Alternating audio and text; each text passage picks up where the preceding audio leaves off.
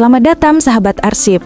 Dalam video ini, kita akan membahas mengenai 3 jenis kegiatan utama dalam prosedur penyusutan arsip.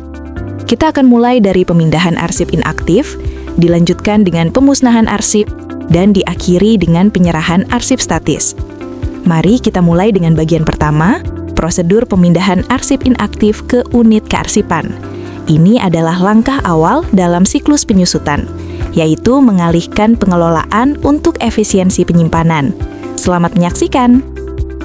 Dalam penyusutan arsip di lingkungan Kota Mataram, terdapat beberapa dasar hukum, seperti meliputi undang-undang, peraturan pemerintah, peraturan ANRI, dan peraturan wali kota. Kegiatan pemindahan arsip inaktif meliputi 3 tahapan utama. Pertama, penyeleksian arsip inaktif. Penyeleksian arsip inaktif dilakukan berdasarkan jadwal retensi arsip atau JRA, dengan mengidentifikasi arsip yang telah habis masa retensi aktifnya, serta sudah jarang digunakan dalam kegiatan administrasi sehari-hari. Kedua, pemindahan arsip inaktif. Arsip inaktif yang akan dipindahkan ditata dan dikelompokkan berdasarkan asas asal-usul dan asas aturan asli. Ketiga, pembuatan daftar arsip inaktif. Pada tahap ini, pencipta arsip menyusun daftar arsip inaktif serta membuat berita acara pemindahan arsip. Kegiatan pemindahan arsip inaktif dilaksanakan dari unit pengolah ke unit kearsipan dengan memperhatikan bentuk dan media arsip. Ayo kita ke langkah pertama, yaitu memeriksa dan menyeleksi arsip yang telah habis masa retensi aktifnya berdasarkan jadwal retensi arsip. Penyeleksian arsip dilakukan dengan melihat daftar berkas dan isi berkas, kemudian melihat pada kolom retensi aktif yang ada di JRA. Untuk arsip yang belum memiliki JRA, frekuensi penggunaan arsip yang telah menurun dapat ditandai dengan penggunaannya kurang dari 5 kali dalam setahun. Langkah yang kedua adalah menata arsip inaktif yang akan dipindahkan. Penataan arsip inaktif dilakukan berdasarkan asas asal-usul dan asas aturan asli.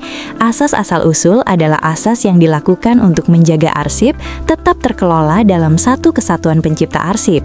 Sedangkan asas aturan asli adalah asas yang dilakukan untuk menjaga arsip tetap ditata sesuai dengan pengaturan aslinya. Selanjutnya, penataan arsip inaktif dipindahkan ke dalam box dengan rincian kegiatan.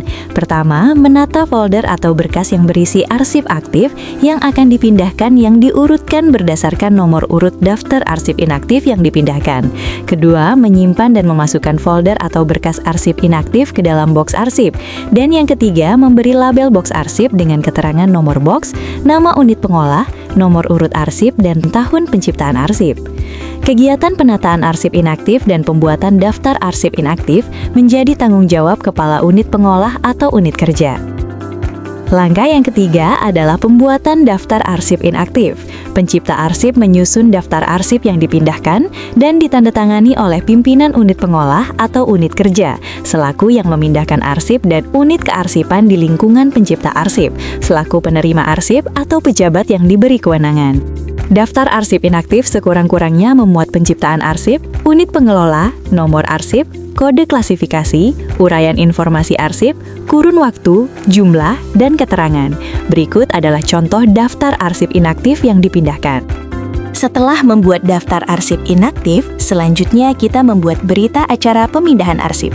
Berita acara pemindahan arsip sekurang-kurangnya memuat waktu pelaksanaan, tempat, jenis arsip yang dipindahkan, jumlah arsip, pelaksana, dan penandatangan oleh pimpinan unit mengolah dan atau unit kearsipan. Berikut ini adalah contoh format berita acara pemindahan arsip. Setelah selesai membuat daftar arsip inaktif dan berita acara pemindahan arsip, selanjutnya kita serahkan kepada unit kearsipan. Unit kearsipan akan memberikan kelengkapan dan kesesuaian antara fisik arsip yang ada dalam box arsip dengan daftar arsip inaktif yang akan dipindahkan. Terakhir, unit pengolah menyimpan berita acara pemindahan dan daftar aktivitas sebagai bukti bahwa arsip telah dipindahkan ke unit kearsipan. Sebagai rangkuman dari bagian pertama ini, alur singkat pemindahan arsip inaktif adalah seleksi berdasarkan JRA atau frekuensi penggunaan, lalu tata fisik dengan berpedoman pada asas asal-usul dan aturan asli. Kemudian, buat daftar dan berita acara, Dilanjutkan serah terima dan pemeriksaan oleh unit kearsipan, dan terakhir simpan bukti dokumennya. Pemindahan yang tertib akan menghasilkan pengelolaan yang efisien. Dengan prosedur yang benar, arsip inaktif dapat tetap terkelola dengan baik di unit kearsipan sambil menunggu keputusan penyusutan tahap akhir di masa mendatang. Mari kita lanjut ke bagian kedua, yaitu pemusnahan arsip. Kegiatan ini adalah penghancuran fisik dan informasi arsip yang dilakukan berdasarkan peraturan kearsipan yang berlaku. Apa sih pemusnahan arsip itu? Pemusnahan arsip adalah kegiatan final untuk menghancurkan fisik dan informasi dari suatu arsip secara total. Namun tidak semua arsip boleh dimusnahkan. Hanya arsip yang memenuhi 5 kriteria ketat yang boleh diusulkan untuk dimusnahkan. 1. Arsip tersebut tidak memiliki nilai guna lagi, baik nilai primer, administrasi, maupun nilai sekunder, ilmiah, sejarah. 2. Telah habis masa retensinya secara keseluruhan, baik retensi aktif maupun inaktif. 3. Memiliki keterangan musnah dalam jadwal retensi arsip atau JRA. 4. Tidak ada peraturan perundang-undangan yang melarang pemusnahan arsip tersebut. 5. Tidak berkaitan dengan penyelesaian suatu proses perkara atau sengketa hukum yang masih berlangsung. Secara hukum, tanggung jawab akhir atas kegiatan pemusnahan ini berada di pundak pimpinan pencipta arsip. Prosedur pemusnahan ini lebih kompleks dan melibatkan banyak pihak. Secara umum, terdapat 7 tahapan berurutan yang harus dilalui. Pembentukan panitia penilai, penyeleksian, pembuatan daftar usul musnah, penilaian oleh panitia, permintaan persetujuan, penetapan, dan terakhir, pelaksanaan pemusnahan itu sendiri yang akan dijelaskan lebih lanjut setelahnya. Tahap pertama adalah pembentukan panitia penilai arsip. Panitia ini bukan sekedar formalitas, melainkan tim inti yang akan menilai dan melaksanakan. Susunannya minimal terdiri dari 3 unsur. 1. Ketua yang dijabat oleh pimpinan unit kearsipan. 2. Anggota, yaitu pimpinan unit pengolah yang arsipnya akan dinilai.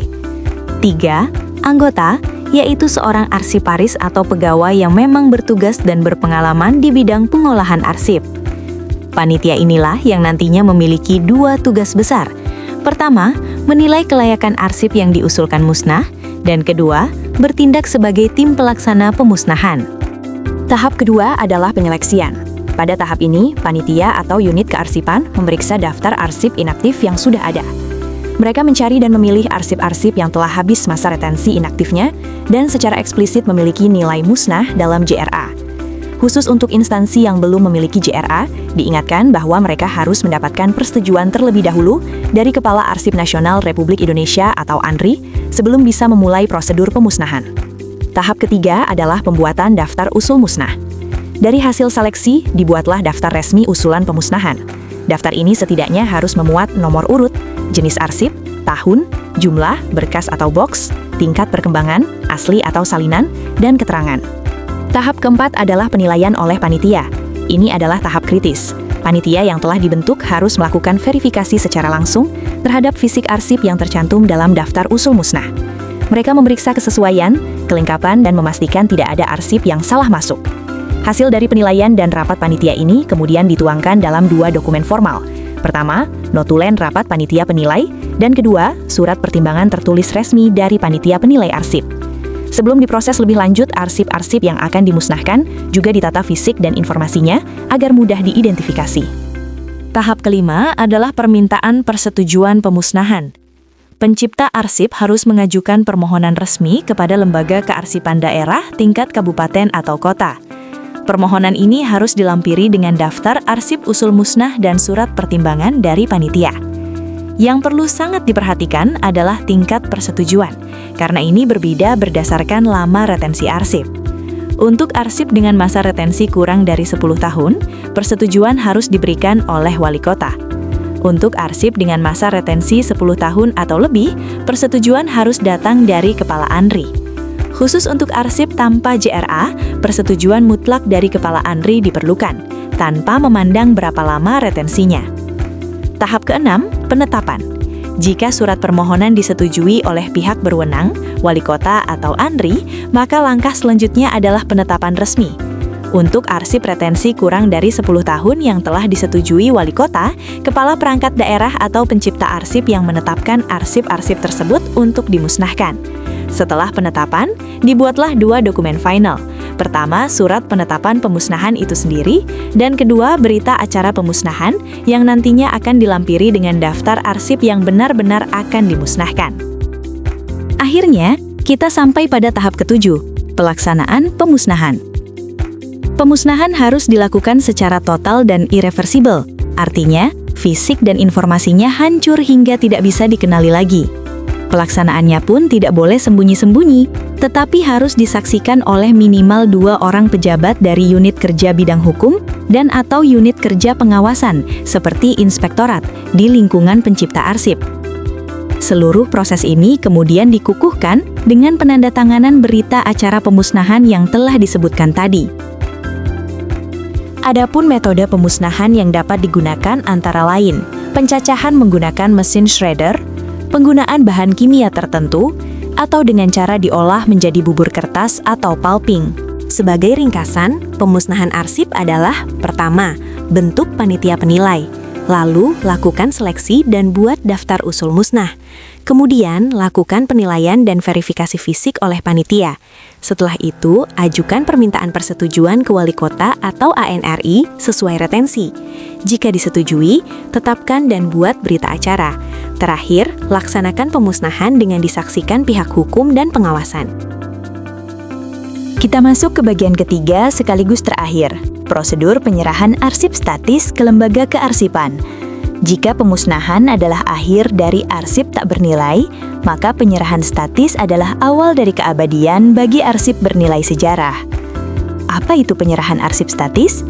Penyerahan arsip statis adalah kegiatan mengalihkan hak dan tanggung jawab penyimpanan arsip dari pencipta arsip, misalnya suatu dinas, kepada lembaga kearsipan, seperti arsip nasional atau arsip daerah. Pengalihan ini hanya untuk arsip yang memenuhi kriteria khusus, yaitu memiliki nilai guna kesejarahan yang tinggi sehingga bernilai permanen, telah habis masa retensi aktif dan inaktifnya di pencipta arsip, dan secara resmi berketerangan permanen dalam jadwal retensi arsip. Tujuannya sangat mulia untuk pelestarian jangka panjang arsip-arsip yang menjadi memori dan sejarah bangsa, serta untuk menjamin pengamanan dan akses yang lebih baik oleh masyarakat dan peneliti di masa depan. Prosedur penyerahan ini terdiri dari 6 tahapan berurutan: seleksi arsip permanen, penilaian oleh panitia, pemberitahuan dan pengajuan permohonan, verifikasi dan persetujuan dari lembaga kearsipan, penetapan oleh pencipta arsip, dan terakhir pelaksanaan serah terima fisik. Adapun rincian dari tiap tahapnya akan dijelaskan lebih lanjut. Tahap pertama, seleksi dan pembuatan daftar usul serah. Aktivitasnya dimulai dengan memeriksa daftar arsip inaktif yang ada. Dari daftar itu, dipilihlah arsip-arsip yang telah habis masa retensi inaktifnya dan memiliki status permanen berdasarkan JRA. Hasil seleksi ini kemudian dituangkan dalam dokumen penting bernama Daftar Arsip Usul Serah. Dokumen ini setidaknya harus berisi informasi, nomor, kode klasifikasi, jenis arsip, uraian atau judul, kurun waktu, jumlah dalam berkas atau box, dan keterangan. Tahap kedua, penilaian oleh panitia. Panitia penilai arsip yang bisa sama dengan panitia untuk pemusnahan ditugaskan untuk menilai kelayakan dan kesesuaian arsip-arsip dalam daftar usul serah. Mereka melakukan verifikasi fisik dan informasi untuk memastikan arsip memang layak diserahkan. Hasil penilaian ini dicatat dalam 2 dokumen, notulen hasil rapat penilaian dan laporan penilaian arsip yang lebih formal dan rinci. Tahap ketiga, pemberitahuan dan permohonan resmi. Atas nama instansi, pimpinan pencipta arsip secara resmi memberitahukan dan mengajukan permohonan penyerahan kepada kepala lembaga kearsipan yang berwenang sesuai wilayahnya. Pengajuan ini bukan sekedar surat, tetapi sebuah paket dokumen lengkap yang berisi 1. Surat permohonan penyerahan arsip statis yang resmi. 2. Daftar arsip usul serah yang telah dibuat. 3. Surat pertimbangan dari panitia penilai. Dan 4, yang sangat krusial, pernyataan tertulis dari pimpinan pencipta arsip yang menjamin bahwa arsip yang akan diserahkan adalah otentik, terpercaya, utuh dan dapat digunakan. Tahap keempat, verifikasi dan persetujuan lembaga kearsipan. Setelah paket dokumen diterima, Kepala Lembaga Kearsipan akan melakukan verifikasi mendalam terhadap daftar usul serah tersebut.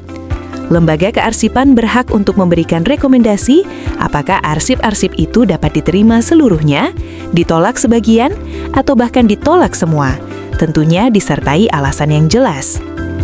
Jika hasil verifikasi positif, maka Kepala Lembaga Kearsipan akan mengeluarkan surat persetujuan resmi atas penyerahan tersebut. Tahap kelima, penetapan oleh pencipta arsip. Dengan dasar surat persetujuan dari Lembaga Kearsipan, maka pimpinan pencipta arsip mengeluarkan surat penetapan resmi internal. Surat ini secara formal menetapkan arsip-arsip tertentu sesuai yang telah disetujui untuk diserahkan kepada Lembaga Kearsipan.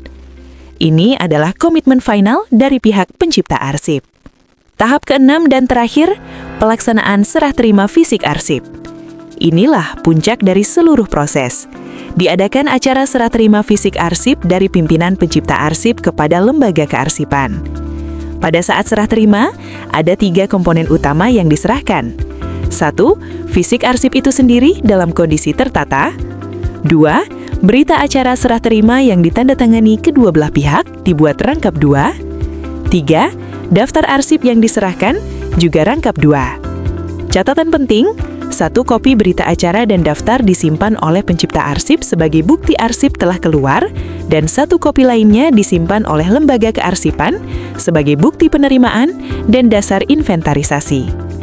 Alur singkatnya adalah seleksi arsip bernilai permanen, lakukan penilaian oleh panitia, ajukan permohonan beserta dokumen pendukung, tunggu verifikasi dan dapatkan persetujuan lembaga, tetapkan secara internal, lalu laksanakan serah terima fisik beserta berita acaranya.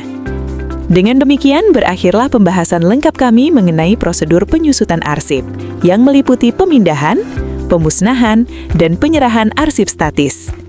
Semoga penjelasan ini dapat bermanfaat untuk meningkatkan tata kelola kearsipan kita bersama. Terima kasih atas perhatiannya.